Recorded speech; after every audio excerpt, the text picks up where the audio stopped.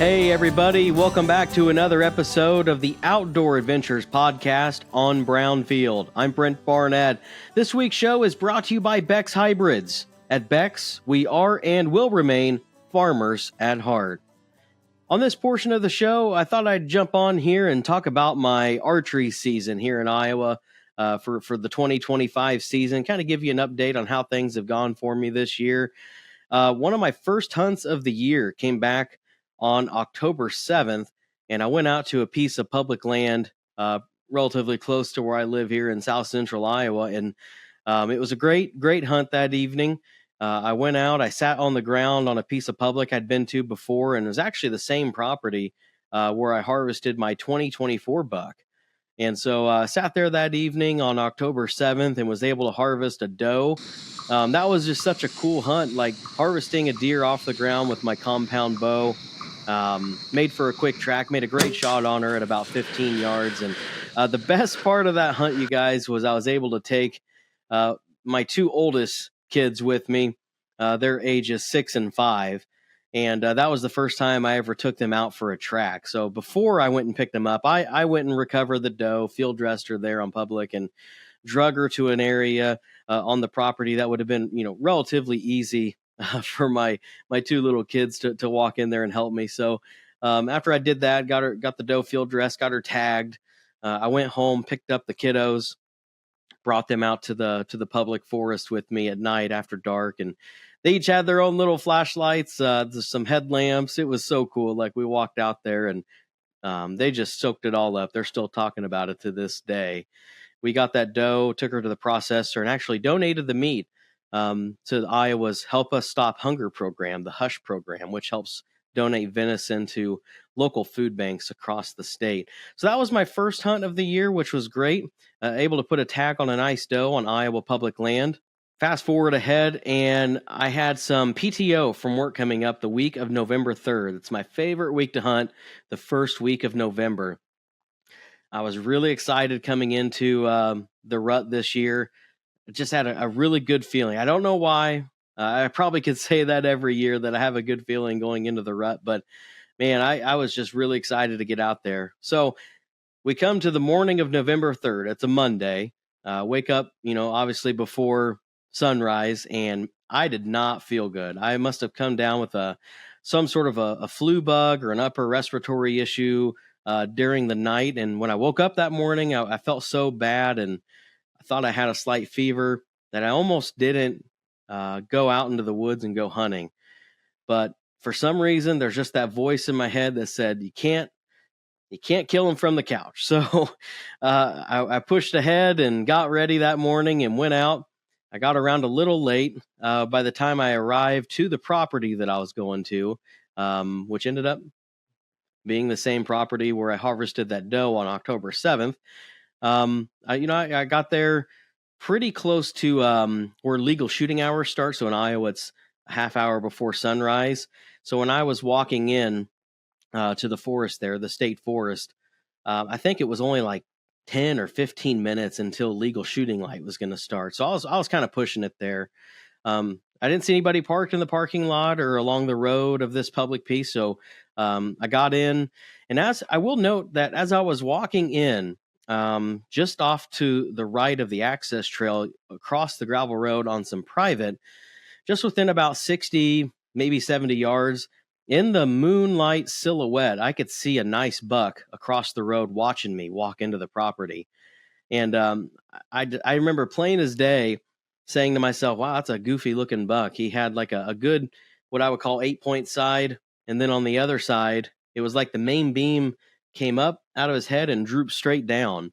It was just the weirdest thing. I could see it with a naked eye, plain as day, in the moonlight silhouette. But nevertheless, I just kept on walking in, and that buck actually never spooked.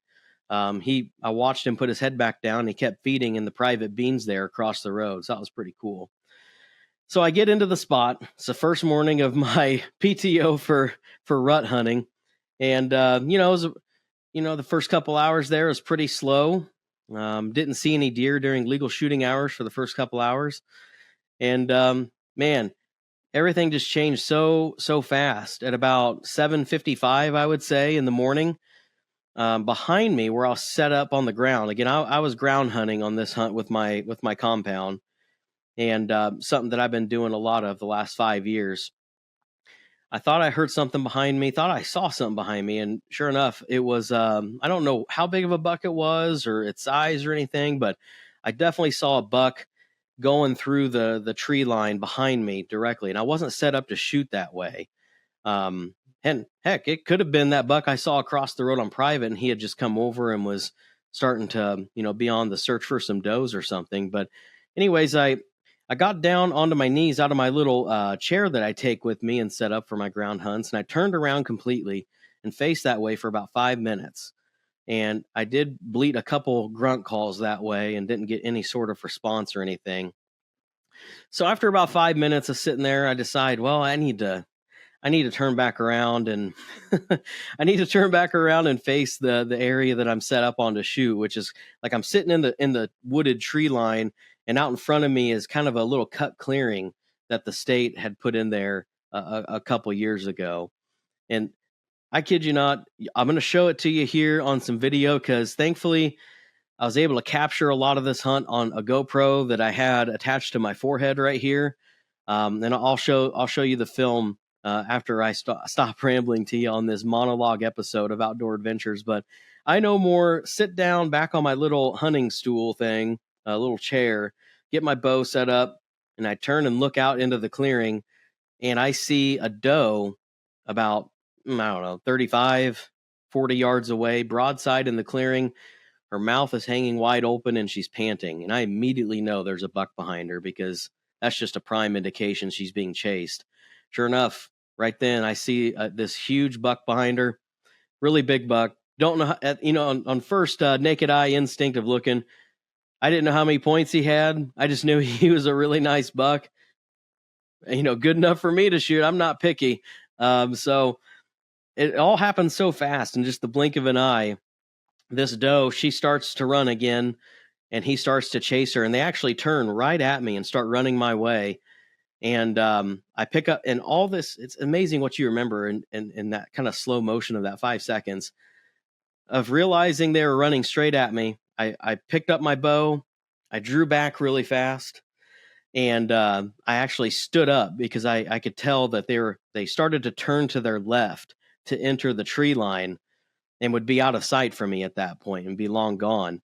And so I grabbed my bow, I stood up, I drew back, and I let out a loud noise out of my mouth to try to stop him. And I don't know if the buck stopped because of that noise I made, or if he was just stopping to check the doe again or something, because she had already entered the tree line and was out of sight.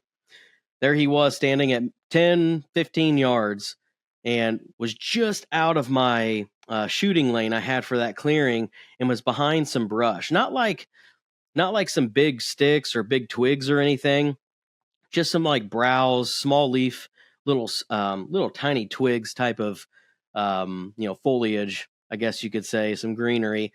Well, I decided in that moment, like, he's at 10 to 15 yards. If I don't shoot now, this is now or never, because he's going to chase that doe into the woods, and they're going to be long gone. Because who knows where they came from or how long he's been chasing her that morning.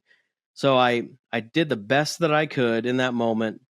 I picked what I thought was a little hole in the little leaves, and I picked a spot on the buck, and I let the arrow go.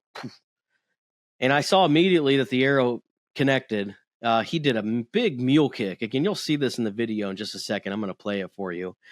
But the buck does a big mule kick. He wheels back to the left and circles the clearing back where he came from. And just my initial reaction to the shot, I thought that I saw the arrow deflect slightly off of those little leaves that I shot through. And I really thought the arrow entered way back in the body, maybe back towards the ham. And I thought that he was completely broadside. So kind of kicking myself in that moment, thinking that I made a poor shot. And he just kind of slowly trotted, wheeled back, and then he stopped out there at about 45 or 50 yards. So just instinctively, I put another arrow on real quick. I moved my single pin slider sight up to the yardage I thought he was, drew back real fast while he was standing out there, and I shot a second time. And this one, I saw the arrow sail over his back. I clean missed him. And he reacted to that miss, to the arrow hitting the brush behind him, and spooked a little bit, and he took off back the way he came from, where he had entered the clearing. And he didn't run into the woods. I saw him stop right at the corner, right at the edge, and just kind of walk in. And I think the footage on the GoPro picked it up a little bit. There's just a split second you can see him stop and walk into the woods.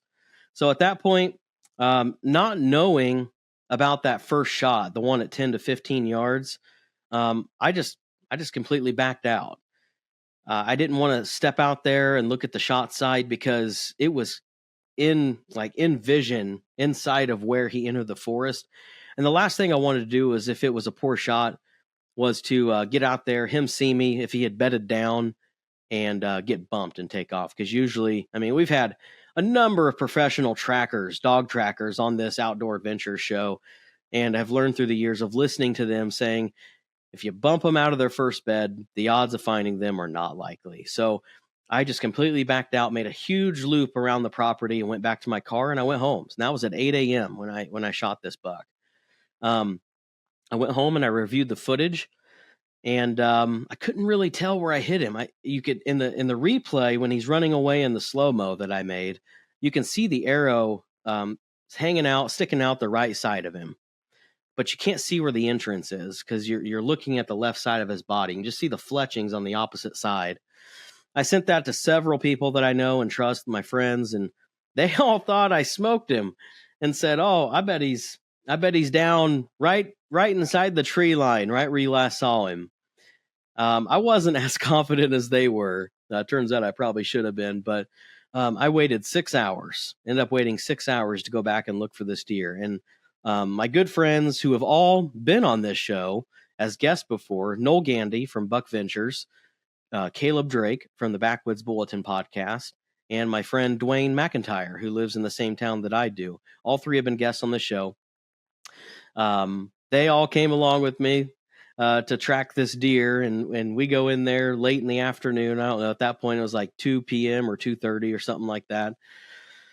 Slowly making our way from the shot site, we found blood after about 20 to 30 yards of trailing the deer, and found the arrow right there in the clearing where he had stopped, where I took the second shot. Found the first arrow, and then, we started seeing blood right there, like things opened up. And they saw him before I did. They put me up ahead. I'm looking at the ground. I have a hard time seeing blood on the grass and everything. I'm walking along there slowly, looking down, and they start asking me, "Hey, so you have issues seeing red and green?" I was like, "Yeah, but I'm still looking here." And one of them says, "Can you see brown and white?" And I look straight up, and is exactly what they had predicted. There, the buck was laying right inside the tree line, just out of the clearing. Where I saw him walk in, within 5 to 10 yards, was where he expired. He was right there, and I'm assuming he expired pretty fast, because he was stiff as a board whenever we got there. Turned out the shot was absolutely perfect. Arrow right mid body, and as we look back at the replay on the video, the buck was actually quartering away, and that helped even more. So mid body shot, quartering away. The broadhead clipped both lungs and the heart, and so he was down within maybe 60 yards from where the shot took place. And guys, I'll just tell you, he was the biggest buck that I've ever harvested in my life, bow or rifle, bow or gun. And he was just a really big, mature 8-point, big frame, tall tines, good mass, bright white rack.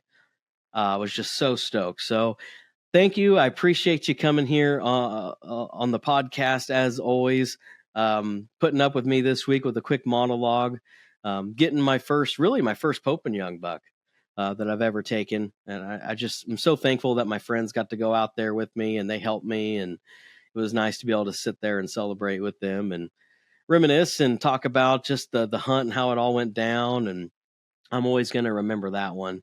And especially taking the buck home and showing the kids. They were just so stoked. And they were also so happy to learn that, I shot this buck at the same property that they went with me on October 7th to track that doe. And so it was just all came full circle. It was a long time coming. Been bow hunting since I was in my teens, and I'm now in my lower 30s. And this was my first Pope and Young buck. Kind of felt like I got like the weight of like 1,000 pounds lifted off my shoulder. It was so great. I just am so excited. I still to this day can't believe that it happened. But so again, ground hunt there, Iowa public land from the ground with the bow. Got a Pope and Young buck. Couldn't be happier. That was Monday, November 3rd. And so now as we conclude the podcast, I'm going to show you the footage here. I'll show you the shot, the track that I was talking about with my friends coming along and them spotting it before I did. It's all great. So we'll end on that note, and we'll show you that video here at the end of the podcast right now. Appreciate you watching on Outdoor Adventures. So much enjoy your support and thankful that you tune into us each week. I'm Brent Barnett here with Outdoor Adventures, and now we go to the footage of the hunt.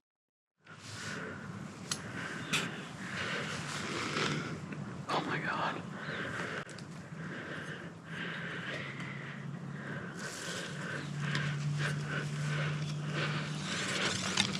Matt.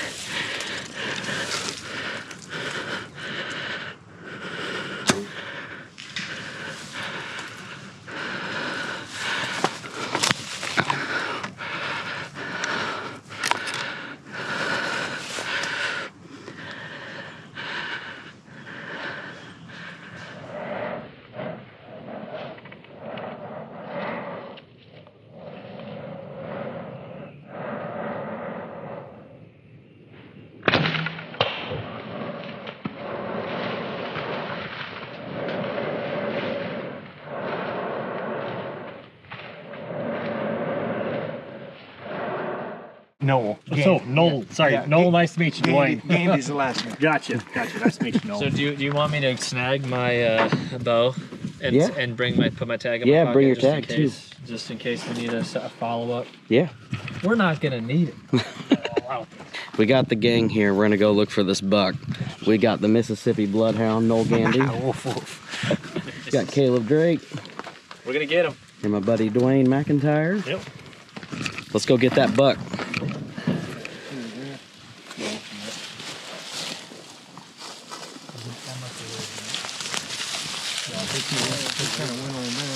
You see the arrow you said? That's right here. See it sticking out here. Yeah. You don't see that? Yep.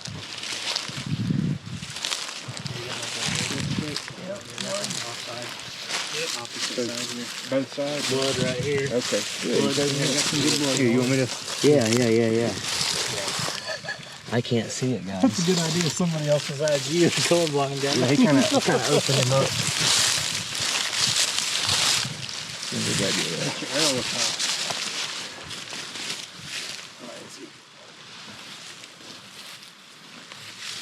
Oh, yeah, way. Oh, dude, it's way in there. Come up to here. At least up to here, and it's kind of splattered. Yep.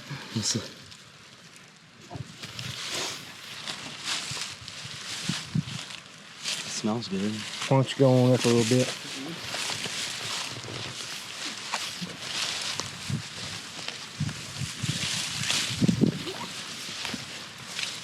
Can you see it okay, Brent? Yeah. The blood? Yeah. Okay. Just checking. You can't see green and red. Yeah. Can you see brown? You see white You and see brown? White. Oh my God. Dude didn't make it out of the field, man. You walked past him on your way out of here. dead. You know what? I bet if I wouldn't have shot the second time, he's gonna collapse right there. Probably. Holy cow. Told you, man. Let's go get. Go put your dang hands on it. Get That's good antlers. eyes. I see some antlers. Want me to get you in there? I just stopped, Brent. I was like, I told Dwayne, I was like, I smell him right now. And then I looked up and you were like, oh my gosh. dude, is it him or? Oh my gosh. Oh my gosh.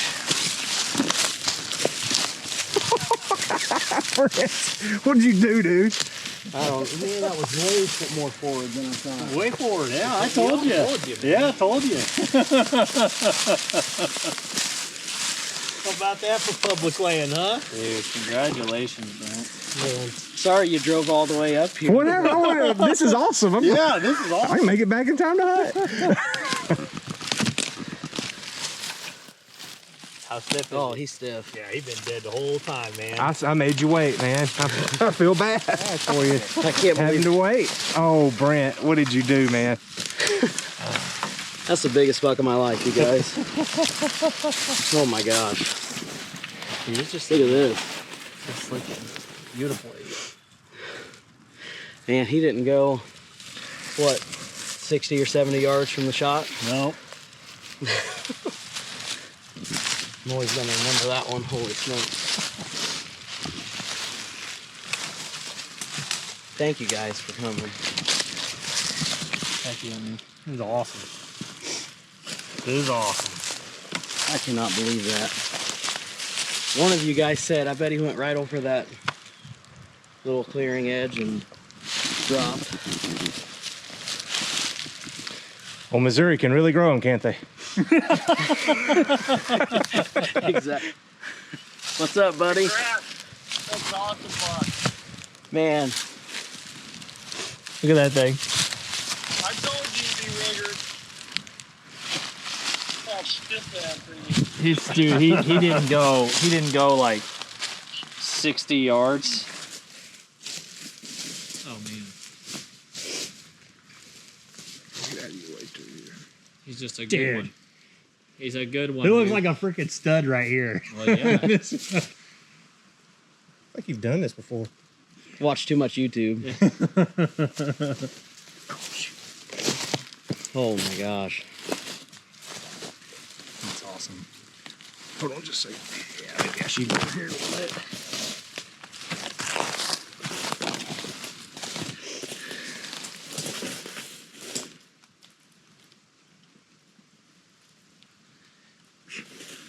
Boy, he shot him when he came running at you like that.